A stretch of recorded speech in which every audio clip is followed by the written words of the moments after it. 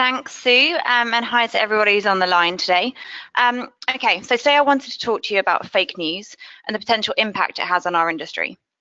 Okay, so I think it's fair to say that we're now all well versed in the fact that fake news has been infiltrating headlines, our lives, and to be honest, our conference papers too. So sorry for jumping on the bandwagon there in recent years. But given there's so much content out there, it seems maybe that fake news is the news that tends to get circulated the most, and maybe it's punching above its weight. With this somewhat worrying observation, it led me to a few questions. First of all, I was thinking not only if this is the case, but if so, what is it that makes fake news so successful? And moreover, what drives this? Is it the content in these headlines and stories, or is it maybe the delivery method itself? Research facts are ultimately our domain, and so really we should have an understanding. Now, this is because our role as researchers is to be the heroes of these facts that we're taking out on behalf of the consumer to the brands that we work for. And I must make it clear, this really is a simple experiment that seeks to better understand some factors. I'm definitely not trying to accuse anyone in the research industry of falsifying data, but it's really just to protect that industry superhero status by bringing some awareness. So with that in mind, and as fake news becomes part of our everyday lives, I wondered, is there a risk of, albeit accidentally, mispromoting this news? For instance, have you ever noticed that you are maybe remembering some facts more than others from your own presentation or for your own immediate digging into the data that you receive? After all, we're consumers too, and we could be looking for a wow moment. So to begin to explore this, we took some real study data and mixed it with some fake data. Now, I promise you that this was solely for the purposes of this experiment. It's not something that we make common practice. And we were looking here at the receptiveness of the fake versus real information, what was impactful, what was recalled, and ultimately, what gets cut through. So these were the facts we used. And what did we find from them? Firstly, it was interesting to see that 6 out of 8 of the fake facts garnered a better recall. The fake was standing out more in the respondents' minds. We took this a little bit further by asking a separate group of respondents to predict the facts. Here it was quite encouraging, actually, to see that more of the real facts were predicted accurately, suggesting that when we tasked people with thinking of appropriate stats to make sense of, we do just that. Without the content up front, we're not distracted by our reaction to what we're being shown, but we kind of approach it with a logical thought process into what that number might realistically look like. However, when we then looked at overall recall, it was the counterintuitive facts that got the better recall.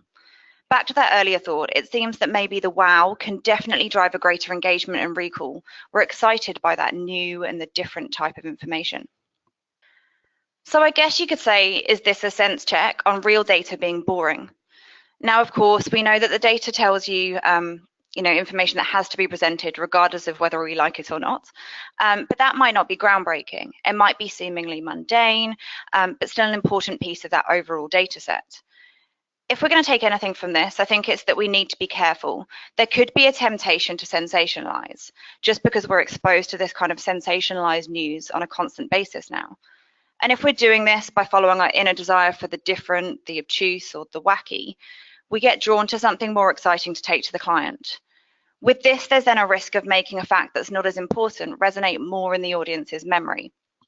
It's a warning sign, perhaps. If it stands out to us, our internal emotions are saying, hold on, that's not what I thought or expected.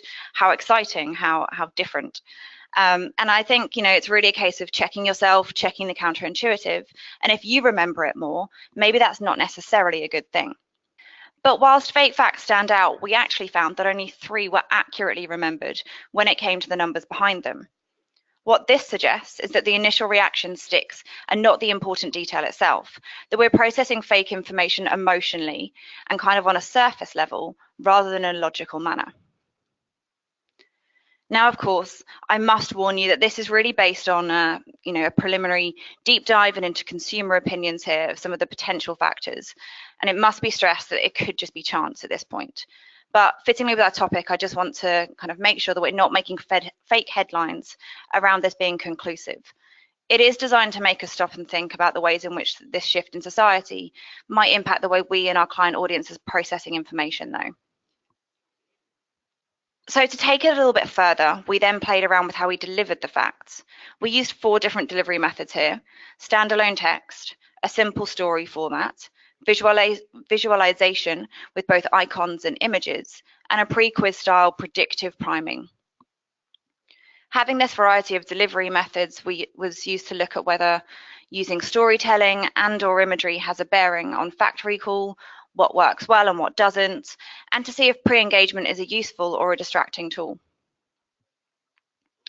So we started with storytelling, delivering the same facts with very basic connecting narrative.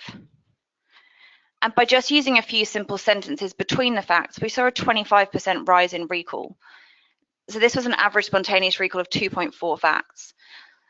I'd say that storytelling therefore definitely earns its place in the effective delivery of data, which is lucky given that it's been part of what we've been talking about as an industry for some time now. Next in the experiment, we added visuals using a mixture of images and icons, and just a few examples here. Here we saw a huge leap in average recall, jumping to 3.3 facts on average. And this is where it became interesting.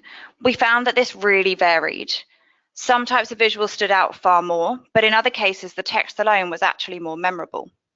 For example, visuals that worked were the simple ones that are familiar and clearly reinforced a fact. Some of you may be aware of the work Lightspeed have run in recent years around icons and how much detail is too much and how little detail is too little.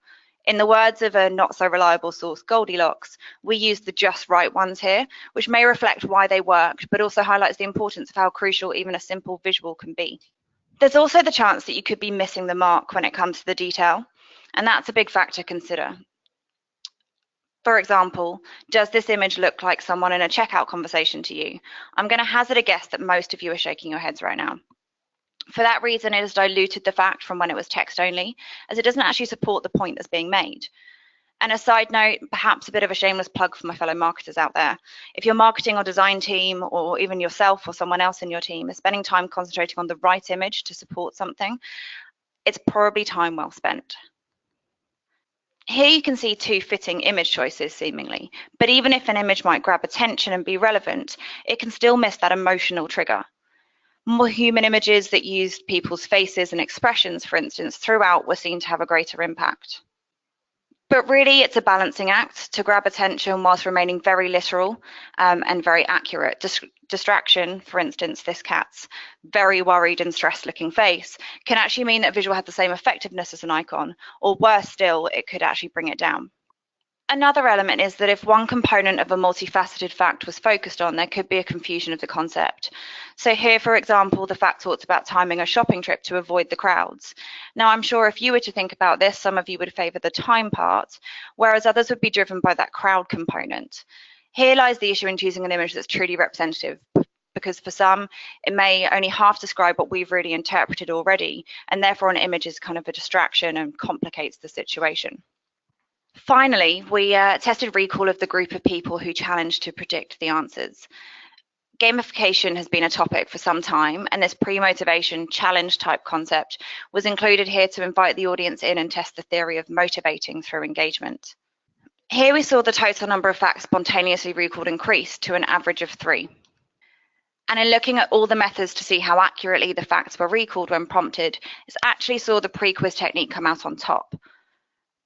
Recently here in Australia, we ran a study with a client where they were presenting the results as part of an event.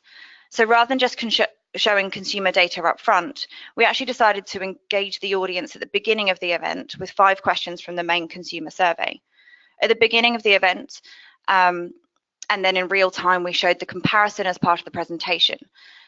This was really effective in driving home the detail, and it's kind of in line with what we saw in this experiment too. If you invite someone into the journey, then they're more likely to kind of give you a thoughtful opinion at the end, and to take on that information a little bit more. So to summarize, I think it's fair to say that it's in our nature to take notice of the counterintuitive, and that we're kind of hardwired to seek something that has that wow factor. Fake facts stick in our memories more readily because of this. And for that reason, the way that we deliver information, and indeed the way our clients deliver and receive the information, really does matter. Sometimes the wow factor isn't where we should focus without exploring it further. And that's because double checking is really imperative, or it could lead to accidentally delivering fake news. The method of the way that we deliver that also impacts what is remembered. I think we have to be very careful about the power that we have to inflate or deflate a stat. And that's because visuals are a really useful tool to magnify our curiosity, but have to be used wisely. This study, for example, shows that emotional resonance will get better recall alongside stats than something that's hard hitting or comical or a little bit different, which can potentially distract you from what you really need to digest. And lastly, a pre-quiz can be an effective tool to engage your audience up front so that they absorb the right type of data. Ultimately, this study is here to raise awareness that our intake of information, whether it be research data or news content, is impacted by a desire for the counterintuitive. This is exacerbated by fake news becoming commonplace and something that we're going to be exposed to increasingly. I think in market research, the challenge really for us is to appeal to our clients' minds, but leave them with the right information, essentially to balance this out. So I will hand back to Sue for any questions, but thank you all for your time. Thank you, Becky.